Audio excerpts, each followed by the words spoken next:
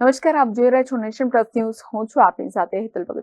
અરવલ્લી જિલ્લાના મુખ્ય શહેર મોડાસા નગરમાં આવેલા સર્વોદય વિસ્તારના બાળકો રમત-ગમત ક્ષેત્રે આગળ વધી શકે તે માટે વર્ષ 2019માં 3.50 કરોડ રૂપિયાના માતબર ખર્ચે સ્પોર્ટ્સ સંકુલ બનાવવામાં આવ્યું હતું, જે અત્યારે ધૂળ ખાઈ રહ્યું છે.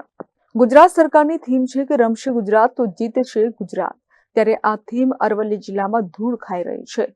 વાત કરવામાં આવે તો અરવલ્લી જિલ્લાના મોડાસાના સર્વોદય નગર તેમજ આસપાસના વિસ્તારના રમતપ્રિય બાળકો અને યુવાનોને basketball, long tennis, table tennis સહિતની આઉટડોર ગેમ્સ અને ઇન્ડોર ગેમ્સની પ્રેક્ટિસ કરી શકે તેમજ યુવાનો અને યુવતીઓની ફિટનેસ જળવાઈ રહે તે માટે 3.5 કરોડ રૂપિયા કરતાં વધુ રકમનો ખર્ચ કરી મોડાસા નગરપાલિકા દ્વારા સ્પોર્ટ્સ સંકુલ બનાવવામાં આવ્યું હતું, જેનું લોકાર્પણ વર્ષ 2019માં તત્કાલીન નાયબ મુખ્યમંત્રી નીતિનભાઈ પટેલે કર્યું હતું, પરંતુ આ સંકુલ છેલ્લા ઘણા સમયથી નકામું બની રહ્યું છે. બાસ્કેટબોલ કોર્ટ, ટેનિસ કોર્ટ તદ્દન બિસ્માર બની ગઈ છે. જ્યાં જુઓ ત્યાં ઝાડ ઝાખરા ઉગી નીકળ્યા છે. બીજી તરફ ઇન્ડોર ગેમ્સ માટેનો હોલ પણ બિન ઉપયોગી બની રહ્યો છે. આ સ્થિતિ જોતા કરોડો રૂપિયા ખર્ચીને બનાવવામાં આવેલું સ્પોર્ટ્સ સંકુલ હાલના તબક્કે બિન ઉપયોગી બની રહ્યું છે. મોડાસાના સર્વોદય નગર વિસ્તારમાં વર્ષ 2019માં બનાવવામાં આવેલા સ્પોર્ટ્સ સંકુલની ગેમ્સ માટે કોચ અને પ્રશિક્ષકો માટે પાલિકા તંત્ર દ્વારા શોધખોળ શરૂ કરવામાં આવી હતી. ત્યારે નગરપાલિકાએ સ્પોર્ટ્સ સંકુલ ચલાવવા ટેન્ડર પ્રક્રિયા પણ કરી હતી, પરંતુ ટેન્ડર ભરનાર એજન્સી દ્વારા સંકુલ ચાલુ કરવા યોગ્ય રસ ન દાખવતા સ્પોર્ટ્સ સંકુલ કાર્યરત કરી શકાયું ન હતું. આગામી દિવસોમાં નગરપાલિકા દ્વારા સંકુલ શરૂ કરવાની નિયમ અનુસાર કાર્યવાહી કરવા મોડાસા નગરપાલિકા મક્કમ છે.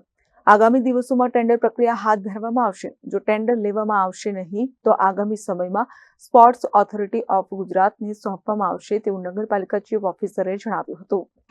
મોડાસા નગરપાલિકા સંચાલિત સર્વોદય નગર ખાતે આવેલ સ્પોર્ટ્સ કોમ્પ્લેક્સની હાલ રિનોવેશનની કામગીરી ચાલુ છે, જેની અંદર નગરપાલિકા દ્વારા 2019ની અંદર જુદી જુદી ઇન્ડોર ગેમ્સ માટેનું કોમ્પ્લેક્સ તૈયાર કરવામાં આવેલ હતું. ત્યારબાદ નગરપાલિકા દ્વારા તેની નિભાવણી જાળવણી માટે ટેન્ડર પ્રક્રિયા હાથ પર ધરેલ હતી, પરંતુ સારી કોઈ એજન્સીઓ દ્વારા ટેન્ડરની અંદર ભાગ ન લીધેલો હોય નગરપાલિકા દ્વારા તેની જાળવણી માટે કોઈ પણ ઇજારાદારને આપી શકાય ન હતું. ત્યારબાદ નગરપાલિકાના ચૂંટાયેલા પ્રતિનિધિ દ્વારા થયેલ નિર્ણય મુજબ નાના મોટું રિનોવેશન કરાવી નગરપાલિકા પુનઃ ટેન્ડર પ્રક્રિયા હાથ ટૂંક સમયમાં ધરવા જઈ રહેલ છે, તથા નગરપાલિકા દ્વારા જો સ્પોર્ટ્સ ઓથોરિટી ઓફ ગુજરાત દ્વારા આ ચલાવવા માટે સંમતિ આપવામાં આવશે તો નગરપાલિકા દ્વારા તેઓની સોંપણી પણ કરવાની પ્રક્રિયા હાથ ધરવામાં આવે છે.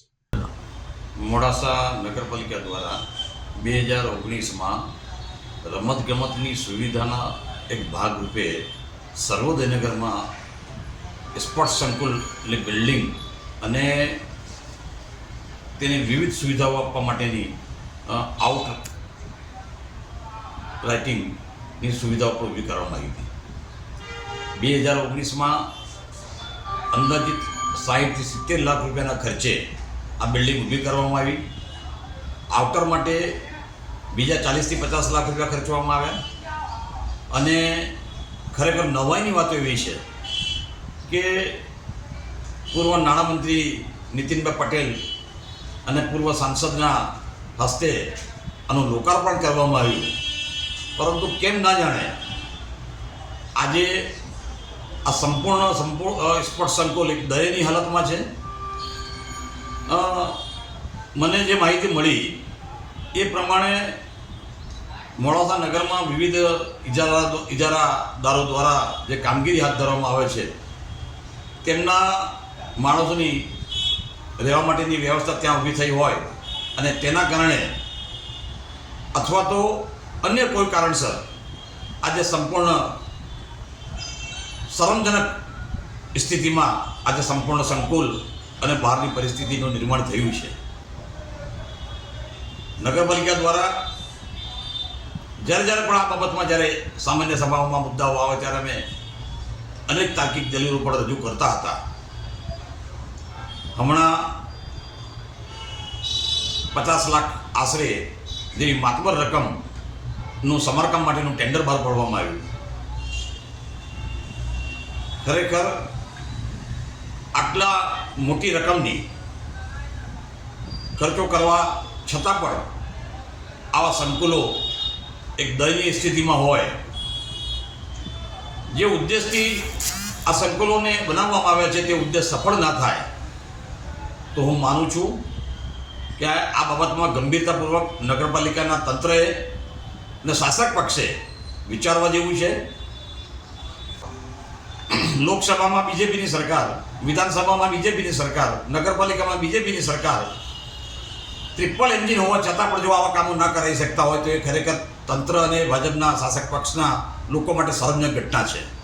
ફરીથી હું પૂર્ણ માગણી કરું છું કે નગરપાલિકાના શાસક પક્ષ અને તંત્રે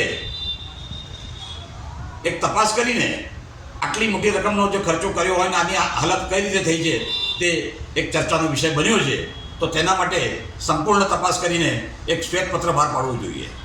મહેન્દ્ર પ્રસાદ, નેશન પ્લસ ન્યૂઝ, અરવલ્લી. સમાચારોના સતત અપડેટ મેળવવા માટે અમારી નેશન પ્લસ ન્યૂઝની યુટ્યુબ ચેનલને સબસ્ક્રાઇબ કરો, બેલ આઇકન દબાવો અને જોડાયેલા રહો ફેસબુક, ઇન્સ્ટાગ્રામ અને ટ્વિટર પર.